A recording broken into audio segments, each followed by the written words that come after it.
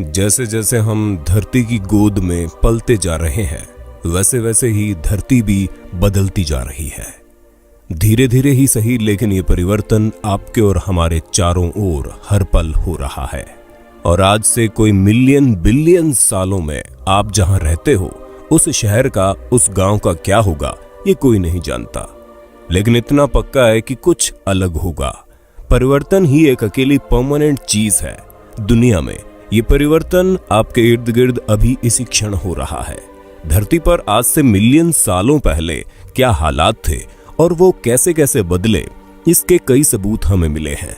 और उन्हीं बातों से सीखकर एक्सपर्ट्स ने भविष्य में आने वाले बदलावों या खतरों का अनुमान लगाया है। अब इसका इल्जाम हमारे जरूरत से ज्यादा नेचर के शोषण पर डालो या सूरज पर या किसी भी भगवान पर, लेकिन इतना पक्का है कि आने वाले समय में बहुत बड़े खतरे आने वाले हैं।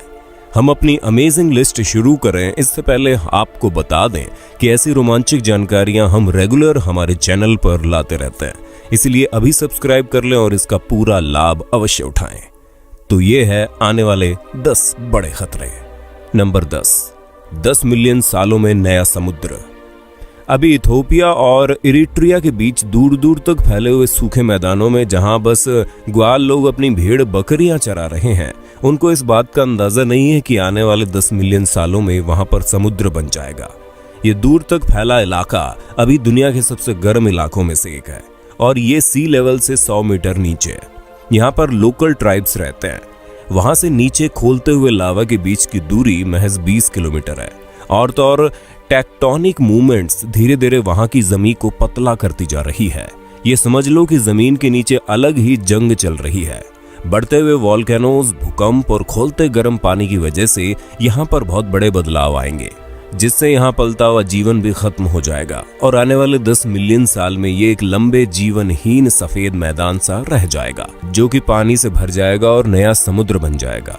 वैसे उसके बाद अगर इंसान जीवित बचे तो इसके किनारों पर छुट्टियां मनाने जा पाएंगे और बोट राइडिंग्स का मजा भी ले पाएंगे।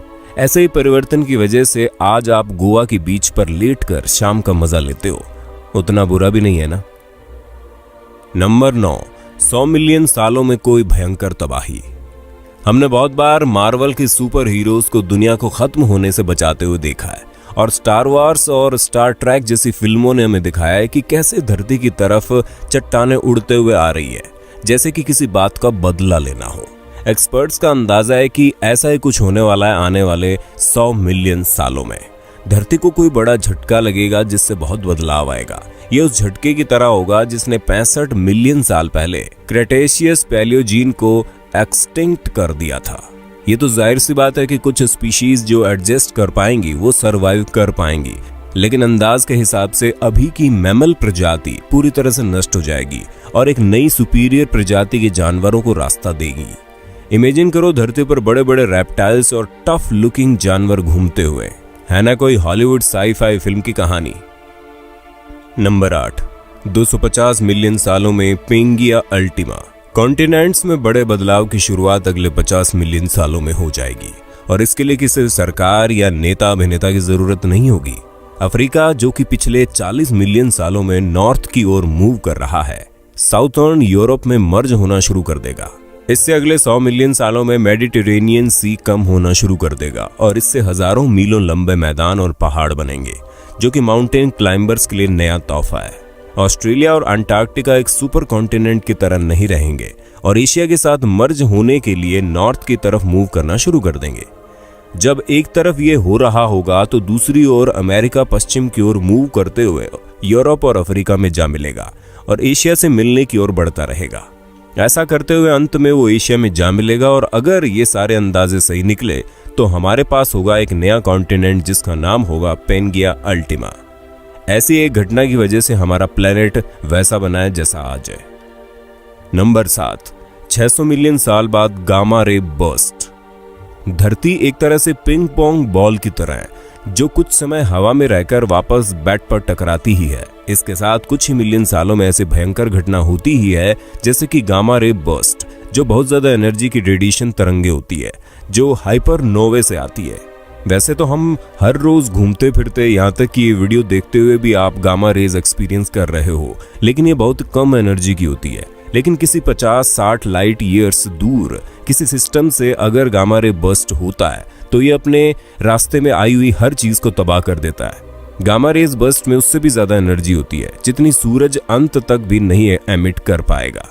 गामा रेज बर्स्ट धरती के ओजोन लेयर को खत्म कर सकता है, जिससे धरती का पूरा वातावरण बदल जाएगा और इससे सारे स्पीशीज खत्म हो जाएंगे। कुछ एक्सपर्ट्स का मानना है कि इतिहास में दूसरा mass extinction gamma rays burst की वजह से ही हुआ था, लेकिन ये इवेंट कभी भी हो सकता है और इसका प्रिडिक्ट करना नामुमकिन है। ये अब से कुछ मिलियन सालों में भी हो सकता है या बिलियन सालों में भी। नंबर 6, 1.5 मिलियन सालों के बाद अर्थ रहने लायक नहीं होगी। अगली बार जब भी इंटरस्टेलर फिल्म वाले जहाज दूसरे ग्रह पर जाएं तो जैसे तैसे लटक कर हमें भी उधर पहुंच ही जाना चाहिए। जिस तरह से सूरज का आकार बढ़ रहा है और वो धरती के पास आता जा रहा है, धरती का तापमान बहुत बढ़ जाएगा और इस पर सारे लाइफ फॉर्म्स खत्म हो जाएंगे, समुद्र सूख जाएंगे और हर तरफ एक जलता हुआ रेगिस्तान होगा। संभावना है कि धरती भी वीनस की तरह जहरीले धातुओं से लदा एक वेस्ट प्लेनेट बन सकता है। तब मार्स शायद हमारे लिए अच्छा ऑप्शन होगा और वहां जाना सिर्फ स्पेस प्रोग्राम नहीं होगा बल्कि हमारे सर्वाइवल का रास्ता होगा। क्या पता तब इन सारे स्पेस प्रोग्राम में खर्च किए हुए पैसों का सबसे बड़ा फल मिले। नंबर 5, 2.5 बिलियन ईयर्स में मैग्नेटिक फील्ड का गायब होना। आपने कभी सोचा भी नहीं होगा कि मैग्नेटिक फील्ड जैसी छोटी सी चीज आपके और सर्वाइवल के बीच में आ जाएगी। माना जाता है कि 2.5 मिलियन सालों में धरती के कोर में उपस्थित लिक्विड जम जाएगा और धीरे धीरे मैग्नेटिक फील्ड खत्म हो जाएगा।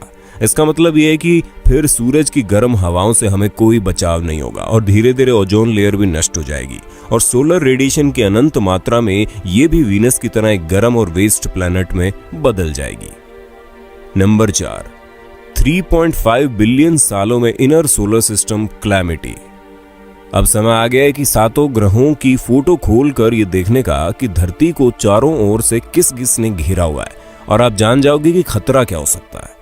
3.5 बिलियन सालों में मरकरी का ऑर्बिट इतना बढ़ सकता है कि वो वीनस का पाथवे क्रॉस कर ले।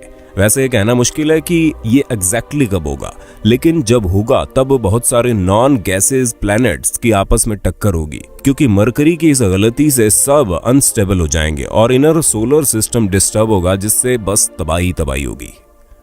नंबर 3, 4 बिलियन साल बाद रात के दौरान नया आसमान। अभी आप चाहे दुनिया के किसी भी कोने में हो, आप अपनी बालकनी में खड़े होकर अनगिनत तारों से जगमगाते आसमान को देख सकते हो। लेकिन आज से कुछ बिलियन साल बाद मनुष्य रात को आसमान में एंड्रोमेडा गैलेक्सी को बहुत ज्यादा ग्रो होता दिखेगा। ये ऊपर जन्नत में जगमगाते हुए स्पाइरल गैलेक्सी की तस्वीर एकदम खूबसूरत होगी। ये सिर्फ कुछ सालों तक ही रहेगी और फिर मिल्की वे में मर्ज हो जाएगी। इससे हमारा सोलर सिस्टम किसी अननोन होल में पहुंच जाएगा। हालांकि 2 एस्ट्रोनॉमिकल वंडर्स का टकराना उतना पॉसिबल नहीं है, लेकिन थोड़ी संभावना जरूर रहती है। नंबर 2, 5 बिलियन साल बाद रिंग ऑफ डेब्रीज। आखिरी बार आपने कब पूरा चांद देखा था?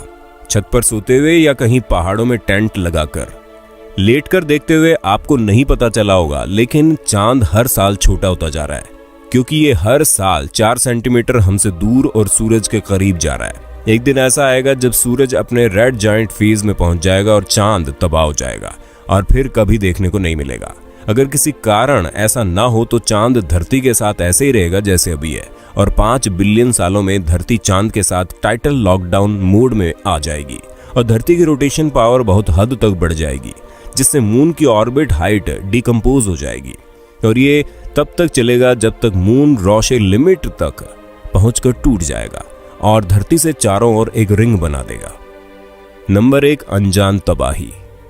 अभी तक की सारी बातें कब सच हो या कब ना हो और दुख दर्द और तबाही के दिन कब आएंगे ये तो कोई नहीं कह सकता, लेकिन इतना जरूर है कि आने वाले कुछ बिलियन सालों में इनमें से कोई घटना घटने के बहुत चांसेस है और ये उस वक्त जीवित लोगों के लिए बहुत ही दर्दनाक नजारा होगा।